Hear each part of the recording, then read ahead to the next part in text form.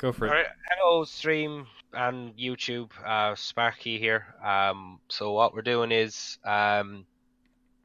we are looking at a replay that I played a game I played with Rip, Atomic, Myrick, Spartan 117, Devil, Ways to Eat Pie, Swing Fire. But I believe Pie actually ended up dropping out straight away because his internet connection is not great.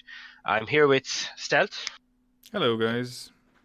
And I'm on his channel at the moment, but this is going to be a plug for my channel, which the YouTube name is SparkyHaze95, the same way I spell my Wargame tag.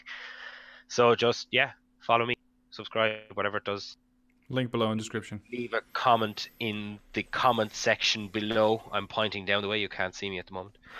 Okay, so what are we doing this video? So what I am doing, basically, this was a... You haven't started playing yet, have you? Oh, still holding.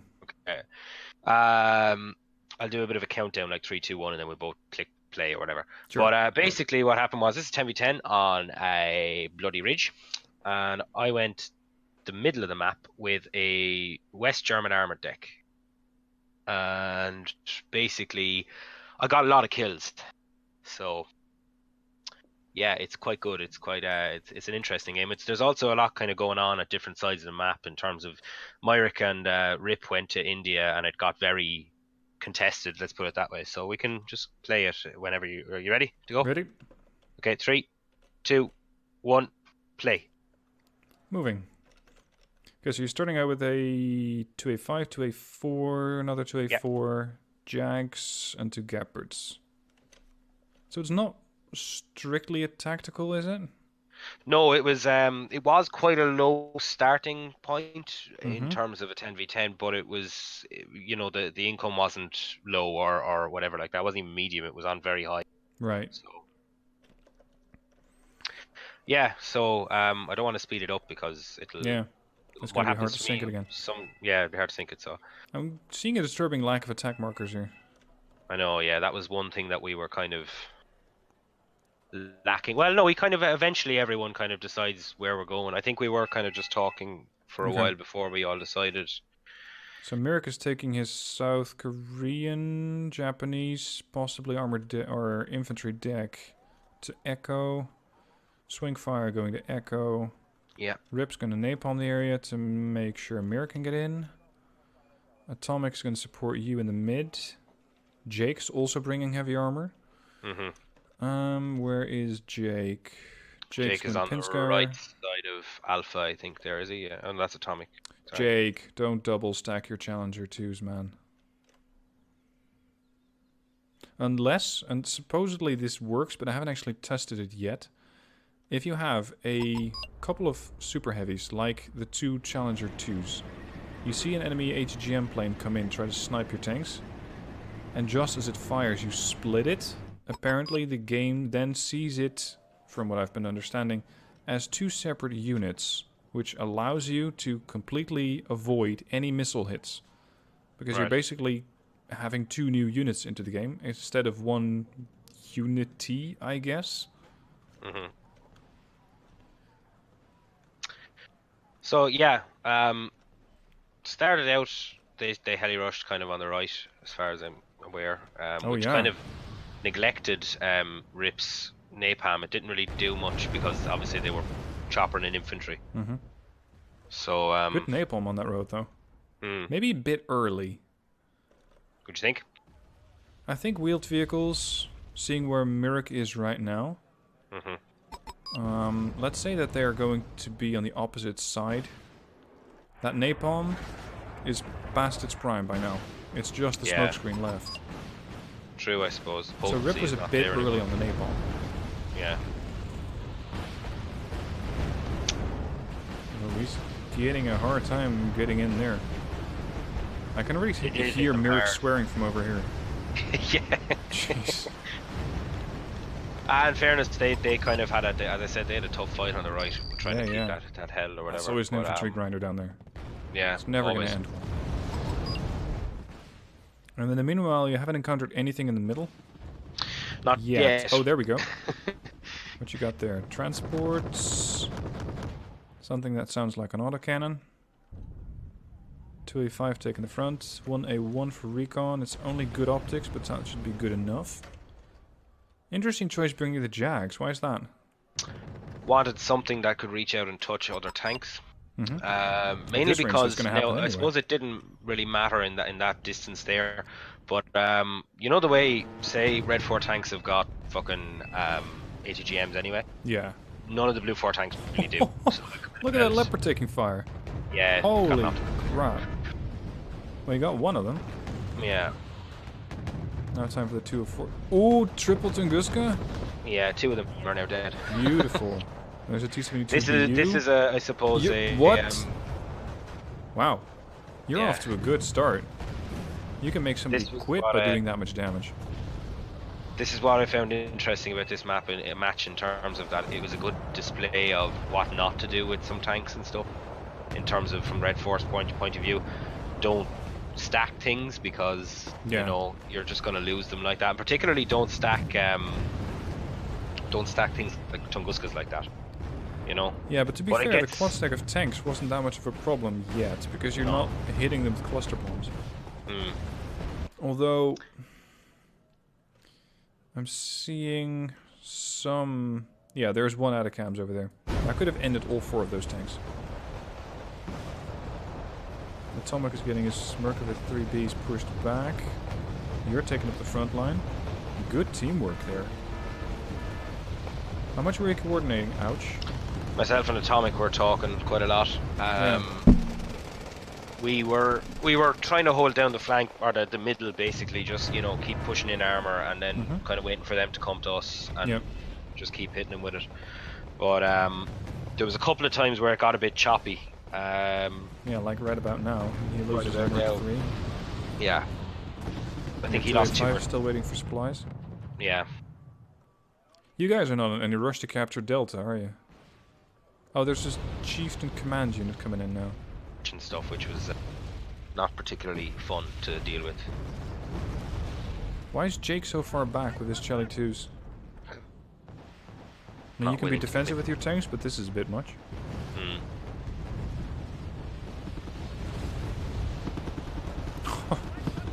The game's only, what, 5 minutes old? And look at the devastation in the town in Merrick's position. Merrick, Swingfire. Swingfire drove a tank into the town? Yeah. Interesting tactic. So far it seems to be alive, but anything can kill it at that range. Infantry, if those Erics decide to jump on top of them, it's just GG for the tank. And so far he's getting away with it. So far. And that's... Oh, I was going to send ends right about now. The thing I found very good about this was that I managed to keep my tanks alive. Most of them. In fact, I didn't lose the 2A5 all game, I don't believe. I think I lost it maybe at the last minute or something. Oh, really? At the final minute? Yeah, but I managed to keep most of the 2A4s and another 2A5 that came in afterwards alive for most of the game. But there's moments where they start driving. See that road? See Foxtrot? So the road to kind of the top left of Foxtrot as you're looking at it? That leads up towards the back of Charlie, say. Coming from that town and hotel, that main road. So that one had like a load of interest. You should just keep watching that road every now and again. You'll see stuff. So they kept trying to sneak stuff over that road? Yeah. Because that's really wide exposed. Is that the low? Well, it might be the game's pathfinding messing with your actual deployment. Yeah. I'd say what they were trying to do was get units to like the top of Charlie when they thought they might go through Golf when they actually went that direction instead. So that was kind of what happened.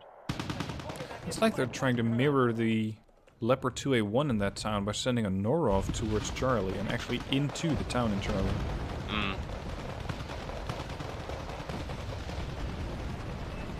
Nice way to surround the Morskayas. Yeah, that town is going to be definitely in control of blue.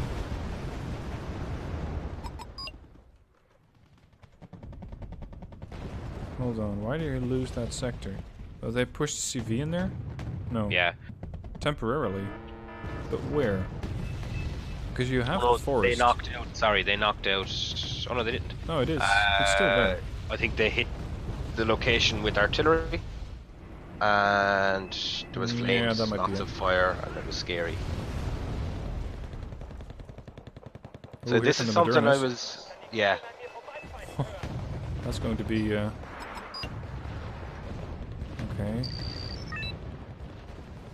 Well, they know where your CV is.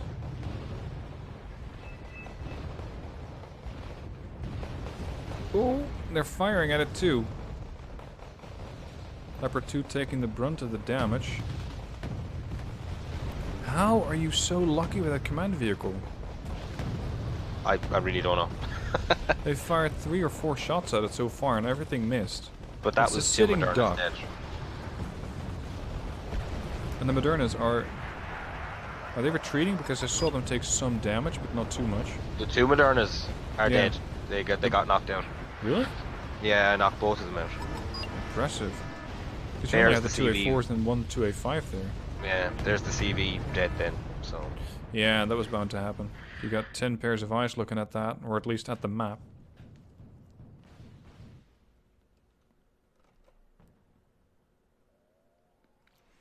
So that town on the left, Correctly asked and someone to Charlie's bring not looking a- too good. yeah, And there's more BTR 80s coming in, so that's probably more Morskaya from either, who's that, Jolo, I think? Iglo. And Sandwich Boy. Yeah, that's 15 guys per squad. Mortars are a little off target, but otherwise alright. Damn, there's 30 more? Okay. it's the thing about Morskaya Pakota with the 15-man squads. Yeah. You can just pile bodies at you. Yep. What's your plan for the middle? Are you just Plan for gonna middle was play to the hold or hold push? and then eventually push. Right. We didn't realize how much points we were going to get from just holding in the middle though. Right. Because they were kind of throwing their men against our walls and dying on our walls. Do you know what I mean? Yeah. So Well, not just their men. I'm also seeing a quad stack of T-87 or T-72Bs. That's 400 points in tanks right there. Somebody got an cams. It's not aiming at the moment. Oh, that is such a tempting target. Oh, no. Did he fire that missile? he may have done. Hold on. Somebody put an attack marker on it, but because of the color scheme I can't quite see who. There's a large volume of missiles coming in, but it's not the autocams. It is cluster. It is cluster. They're definitely going to be doing some damage. No, they're too far out of range. Okay, so I'm looking. Just look at the main road coming down through Hotel right now. I'm looking at Red 4 at the moment, but you stay looking at Blue 4. Yeah, I'm still looking at you. So we've got 2 scratch jets moving down that road to Charlie. You've got 2 Screjets at the moment, but wait to see what comes after them. Okay. It gets quite fun. It'll be actually a few minutes, well, about probably 30 seconds before you see them. Mm-hmm. Yeah, because you're relying on 1 reconnaissance unit there, the Leopard 101. Leopard 101, yeah. Oh, and you also have the BGS. So I see the scratch jets, which are veteran. So those might be transporting Spetsnaz. So a bunch of helicopters flying left. Oh, they got that side covered. A Moderna, okay. Who's a very tempting side I shot. spot dead Moderna. Oh, hit, kill, Boom. splash 1. Target 2 is approaching. Second Moderna looks like it's eager to repeat the process. No, this one is actually looking for a fight. Gets a damaging hit on the Leopard 2A5. Gets Optical unspotted. failure. Yeah, but I wouldn't really think that the 2A5 gets the actual spot on the Moderna. Ooh. Oh, nice Oh, yeah, snipe there someone by else. Spartan. Good So shot. I just thought that was 4 Modernas in one game that we managed to knock out. Yeah, I think so. So that's 2 Um, players and they're super heavies. Yeah, which we were quite happy about that. Yeah. Merrick spots the T-72Bs on the right flank. Atacams is going for it. ASCII fires. Oh, this is a mobile target. Where's that missile? There it is. Nah, that's never gonna hit. No chance. No. Well, I already lost one. 264. There's a super heavy on the right. Closer to the town. A T80UM. See, this I don't quite get. Why would you want to have a super heavy on that flank? Because what you need is something which can sustain maybe 1 or 2 hits, and then has a 4 HE gun. And the T72A does exactly what you need. Exactly. Oh, unless the enemy pushes with 2 super heavies. I hadn't seen those yet. Oh yeah, this was He's pushing a with 2 question we M1A2s. were asking. We kept asking this guy why has he got his M1A2s twin together like that. Well, I don't like the stacking, but I think it's interesting to see how he's pushing with super heavies on a flank where you absolutely don't expect any. Yeah. It's a nice way to shake things up. Change everything up, yeah. And that's something I discussed in a previous long video recently. It was the 1 hour long one. If you have newer players and they try shit like this and it works, it can be because it's not what people expect you to do. So you sort of have the element of surprise on your side. And that works in this side. Until you run into VDV-90. And then everything goes to shit. So he needs swing fire to push with his mortars and his infantry, and then he might be able to make a play with those Abrams. Food is here. Alright. For those of you watching, Sparky had ordered food before we were actually going to be recording this and streaming this, so his food's here and he might be a little distracted, so I'm going to continue this on my own. As mentioned, I like the play here with the M1A2s. They're just in dire need of more backup. And with 10 Panzer Grenadiers, you're not going to win this fight against the VDV. You're going to need support from mortars to smoke them up and to smoke out enemy infantry. And you're going to need an infantry screening force. And right now, I'm not really seeing that. Of course, keep in mind this is 2 players working together who might not even be on voice comms, which makes it all the more difficult to coordinate. Sometimes on voice comms it's hard enough, especially if you have a, let's say, fuller team, where you have, like in this case, I imagine 1, 2, 3, 4, 5, 6 players in the same Discord or voice chat, all trying to coordinate their forces. That starts to counteract each other. I always try to keep my comms as tactical as possible, so something like this, I would not say, oh my god, it's a T80UM. I'd say T80UM right flank. And I would leave it at that. And I don't go into, ooh, that was a nice side shot. That doesn't really work. Or at least I try not to have too many of those random exclamations, because you're just cluttering up the amount of information that can be passed along through a voice channel. I'm back. Alright. Just discussing radio comms or radio discipline. How it's difficult to coordinate this thing with 5, because I think you had 5 at the Discord server at that point? 5 in the room? Yeah. Yep. Yeah, it's hard to keep coordination proper and keep messages short and to the point. And some players just complain about what's happening to their forces, some players get shot to shit in the first 2 minutes. It's going to impact the level of communications, and then it just takes discipline to maintain the amount of voice comms that you're actually using. I mean, yeah, you can lose all of your forces, and yeah, that sucks. But whining about it and trying, or not trying, whining about it and distracting your teammates with that is not helping anybody. Similarly, you can be doing extremely well, and telling your channel about that is not really helping either. And by channel, I don't mean YouTube channel, I mean the voice comms channel, for those of you wondering. So, keeping your messages succinct and actually on point is something I very much prefer. And lately I had a 10v10 game where I think we had the whole 10 people on my team on Discord. At that point, it just starts to work against you. It doesn't really work anymore.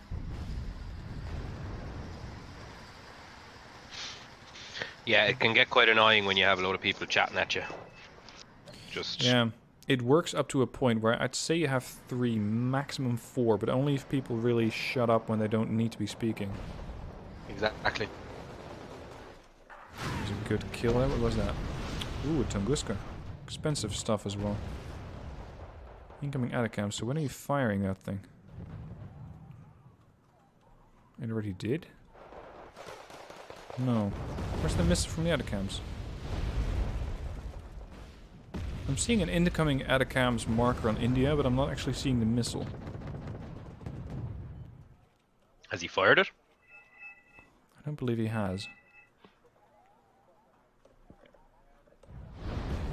Nope, I don't think so.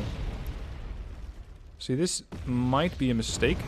It might be that he was not paying attention, or he forgot to give the order, or whatever happened, but if people think that those T-70 or T-64s are just going to sit there and wait, they might. But saying that you're going to attack something and then not actually attacking it doesn't really work either. So either attack it and say that you're going to attack it, or attack and say, no, sorry, I'm going to delete my marker because it doesn't actually happen. Anyway, keeps comms short and on point then. Yes, exactly. As opposed to what I was doing in that 20-minute rant about keeping comms short. That's not how to do it. Anyway, your front line is looking a little AA deficient at the moment. As the Mi-28 is perfectly pointing out to you there. You had the Gepards, right? What happened to those? They got knocked out by Smirch. Yeah, your tanks can handle that, but the Gepards not so much. You have one ADAT. It was yeah, it was at this moment that we were kind of like, oh shit, what, we need AA. So yeah. Well, at least you secured that tree line over there. And I'm surprised that you're not actually being fed ATGM after ATGM from that town. Because that's usually how the battle goes down. Yeah. Oh, that storm's annoying. Pull that 2A4 back. Now would be a good time. Break line of sight, and he misses. Oh, that was not a moment too soon.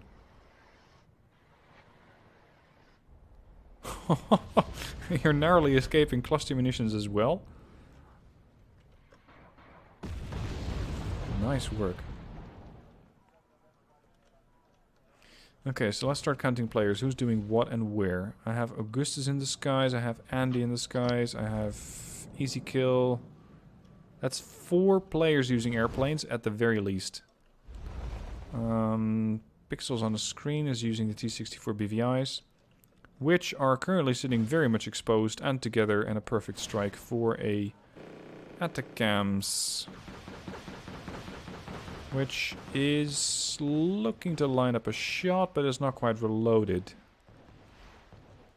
See, and now he does not put an attack marker down.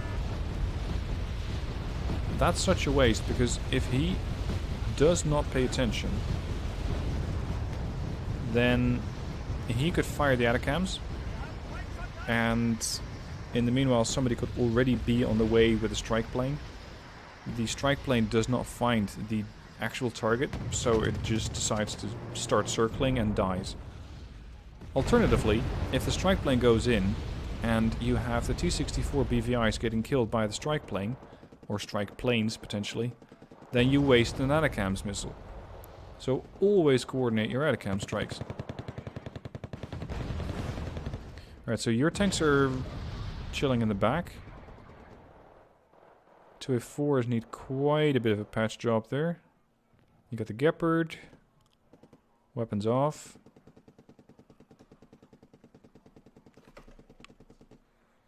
It always feels a bit pointless with the Gepards to turn their main guns off. I mean, I know you do it for radar, but then the Stinger is not really that big of a threat. Sure, it's accurate, but the range is so damn limited that you're only really effective against transport choppers. Still, though, safer to have it like that. So naturally, he immediately turns. Why are you turning on your Gepards? What? You're turning on your Gepards. You had them turned off, the main guns, and now you're turning them on. I don't know why. Maybe, I don't know. It's kind of about a week ago since I played this, so I don't really know. Ah, right, okay. Maybe I thought... I'm surprised, actually, how close the scores are. 7.5 versus 6-8. Considering how much land you took off of them already.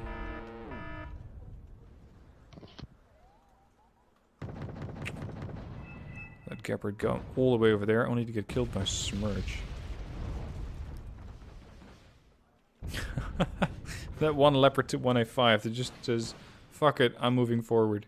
And that is why you turn off your AA. They really had nothing in that town, did they? Again. Just one Rosetka. Oh, they do have Spadscrew in there. Yeah, that 1A5 is never going to survive. By my count, that Sturm fired about 6 to 8 missiles. So he's not quite empty yet, but he's a little bit less of a threat. He did his duty for King and for Kaiser and... Yeah. I don't know. For Kaiser and Tsar, I guess? Yeah. Anti-quad stacking infantry running right into Mirik's Humvees. And his KAV-90. So he's using South Korean, so that's Blue Dragons. See, the push in itself is not that bad. With Mostrelki, just keep going. You'd easily wipe out the Huda Ren. If you wipe out, if you're pushing with the BMP2s as well, then you're wiping everything out. At short range, this thing can make very, very short work of an Enion Shikaji.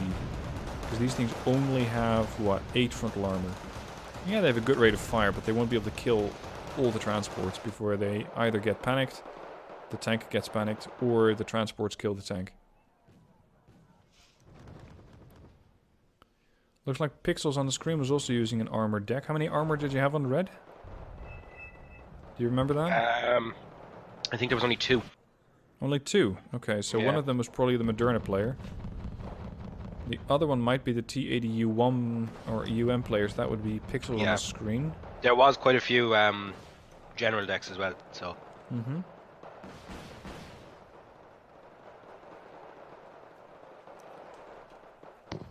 Oh yeah, now that Willem mentioned is it on screen. I keep trying to blend on screen and on stream into one word and it becomes on screen. Which really doesn't work. Ah!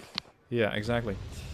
I'm playing the Division 2 quite a lot. Now, of course, opinions are going to be divided by that or on that, but I quite like it. And I have a clan for it. So, I'll reference that below as well. It's the STL clan, is the tag for it.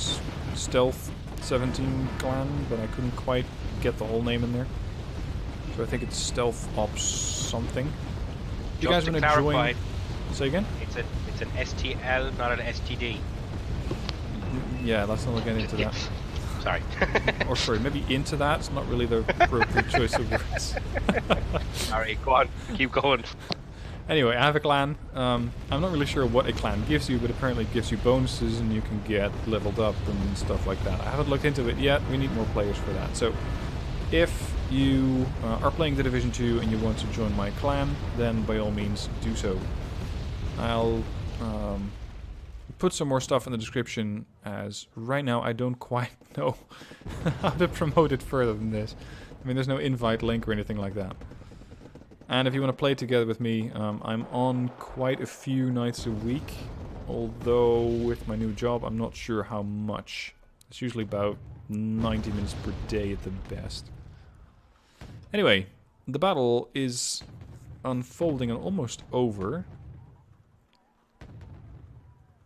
What eventually causes these guys to end? I think it's a mass dropout, and then someone tries to, like, someone gets loads of units in the end, and they just like attack move all their units. So okay, so the slaughter is about to begin. The slaughter's about to begin. Well, the slaughter has pretty much happened, but I mean, there's more slaughter to come. Who is putting up this beautiful smoke screen and then have ASCOIY push in? It could have been me. Is that the... I know that what ASCYY is, but I'm not sure if you pronounce that ASCYY or ASCII. I don't really know. I don't even think they're part of our...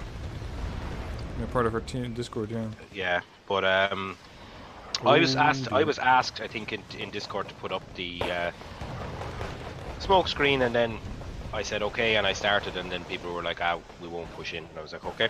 What? That's a waste of my smoke, but okay. Yeah. Oh, those are all of your mortars putting up that stuff. Uh-huh. This would be the ideal time to get your forces forward as well. Well, I'm pushing my tanks, I think, now, if you look at them. They're all moving. And line of sight, of course, is going to be a problem. You have one green jacket and a team of rangers. There goes Pixels on the screen. So, if Pixels on a screen leaves the game, does that mean it's a dead pixel? Is that how that works? Badum! Sorry. Okay, we got the Martyr 2s rushing in with whatever left of the smoke screen. Yeah, ignore those Martyr 2s, they get fucking raped. Or, not sorry, they get absolutely annihilated. It was a poor choice of word there, sorry. Ooh, right to the face from the VDB-90. There's a lot more in that town than I was expecting. I thought you already wiped out quite a few of them. And then so somebody did we, brought in hence why 40 we're pushing. Ouch. But then again, you only put up a smoke screen and not so much an HE barrage in the town first. So all of these guys are just relaxed and sitting back and waiting for the fight to start. We did have someone using napalm, what are they called, napalm truck things, but they didn't support us as much as we wanted them to support us, so. Napalm truck things, these things I gotta find. They're Myrics.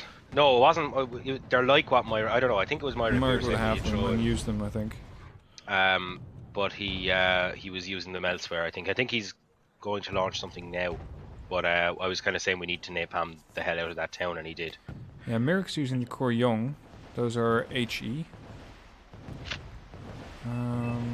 Seeing the LAR 160, that's Heat Cluster. Napalm usually doesn't have fantastic range. Challenger 2's pushing up. Yeah, this battle is pretty much done. The fact that you're getting so far means that Juliet's not going to take too much longer to kill. Yeah. Unless you have a mass exodus of players, that is. I think that was what we had in the end, was a mass exodus. Yeah. How many hours do I have on Wargame Red Dragon? Too many. If you look at my Steam profile, I think it says about 1500, but that is not... How do I explain this? It's not entirely accurate and it's not entirely inaccurate. Lobby Simulator 2019. It's partly Lobby Simulator. Sometimes I leave it running when I'm AFK for dinner, for example, so that adds hours. I think I've recorded quite a few more hours than I actually played the game. So, if you have somebody who also has 1500 hours in Wargame and who is not a YouTuber like me, then there's a fair chance that he has much more experience with the game than I do. So, it doesn't really matter how many hours you have. I mean, I'd say anything plus of a... I don't know, I'd say the first 100 hours, maybe 50 to 100 hours you're spending on learning the game and the units, and apparently people still make a ton of mistakes after 200, 300 hours. I still make a ton of mistakes after 1500 hours. So, the amount of hours that you have in this game, I don't really consider that any sort of indicator of skill, if you will. It can tell you something, but it's a statistic that can easily be influenced. So I'm not very much interested in it. Well, the other thing is, as you say, like it could be that you leave the game running for a while or whatever, and that adds up your hours on Steam and all that. I have 1,453 hours, but like most, I think you can check it in your stats as well, and it says like your gameplay time. Yeah, but the stats in Red Dragon are completely inaccurate. Because at some point, I think it said I had 4,500 hours in menus. Well, I'm sorry. Oh yeah, that does. There's that 8,000 hours in a year, so that would mean I'd have to be spending half of a year, day and night, in a menu. I find that hard to believe.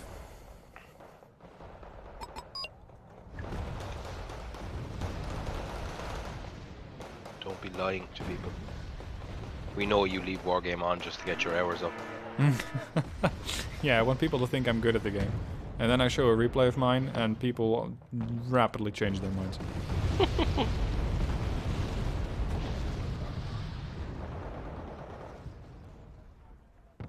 And I'm sometimes really not quite understanding why I have so many people watching me on YouTube. I mean, I just look at a screen and I talk about what I see on the screen and how that might develop. It's not much more complicated than that, as far as I'm looking at it. Well, I suppose I first started watching it because a friend of mine recommended Wargame to me, and I'd never played a game quite like it before. Yeah. Because there is no game really quite like it. No, it's a very different mindset. So I started kind of needing to find, obviously, the likes of tutorial videos and things like that, and your videos were the first one that popped up, and then that was what started me watching your channel. Yeah. And then I eventually joined your TeamSpeak as it was. Yeah, you were one of the early adopters, I think. Don't know how long ago it was now. I think, well, what, 3 years ago, 4 years ago? 3 years ago. Came out 2015 April, so 4 years. 4 years. Jesus. That's a decent kill-death ratio there, 2.5. Let's see what your tanks actually murdered. Your 2A5 did a lot of damage, or at least got the kill shots on the Modernas, but otherwise, not that much. Was that too conservative? Possibly. I think the kills were more like, you know, there's a couple of Tunguskas, a couple of Modernas thrown in there, so it looks like, you know, not as many in terms of numbers, but the points add up. Yeah, they do add up. And depriving an enemy player of 2 Modernas is definitely going to hurt their front line. Indeed. And then the Leopard 2A4 is killing off mostly supports and transports. Jag 2 got... Yeah, they got murdered early. Jaguar 2s. Yeah, the Jaguars didn't last very long. But it's an interesting idea in terms of, you know, trying to reach out and touch another unit at long range rather than just using your 120mm gun, you know. If you want to reach out and touch something inappropriately with a tow missile, you can do that from greater range. I know, but still. It's the only thing at this that range, the they're Germans very have, vulnerable. They're one-shotable. Where on the map could you use those? Maybe along the roads, which are between the middle and the flank. But even that, it is trickier. But that guy in the Leopard 2A4 Weidinger did a lot of damage. Tunguska, T-72BU, Spetsnaz, Moderna, VDV, Smodestrelkis. He definitely got his money's worth. Indeed, for a 2A4. Yeah. 2A4s are good, though. I actually really like 2A4s. Yeah, they're very well-rounded tanks. Yeah. Especially the Dutch ones with the, what is it, the 24 AP power? Yep. They are very good. Hold on. A Leopard 2A4 with 24 AP? I think it's 24 or is it 21? Seems remarkably high. The Dutch deck. Tanks. 21. Sorry, 21. But AP. even so, 21 is pretty good. 21 can penetrate almost anything in the game, with the exception of, I think, some super heavies. You compare that Dutch 2A4 with the German 2A4 that I use in that game. Same accuracy, same stabilizer, all that kind of stuff. The German one has 19 AP power, the Dutch one has 21. Yeah, and you're paying So 15 points more for it. yeah, Rate of fire's the same. Speed, autonomy. I think everything else is pretty much the same. Only the fact that it has a camouflage net on it and a bigger gun or a more powerful gun, even though it's the same gun. And there you have it. A camouflage netting now adds AP. There you go. But it's not like the camouflage actually does anything for visibility or stealth values. I mean, Maybe. the thing plainly looks better. Yeah. But aside from that, yeah. Anyway, that was a good replay. Yeah, it was interesting. Yeah. Alright, so that's going to conclude the video. Let me know how you guys like this sort of a video where I discuss a game with Sparky. Potentially not even the game that we were both in. Maybe just discussing what happens on stream. Or, there we go again. On screen. What we see, what stands out to us, and instead of just having me as a commentator. And again, link in the description to Sparky's own channel. He's going to be doing his own videos. I'm not sure what the format's going to be, not sure what he has in mind. Just sub to him and you'll see, or rather hear, soon enough. Anything you want to say to the people, Sparky? This burger is really nice. Glad you're enjoying it. Alright guys, thank you for watching and I'll see you soon for more videos.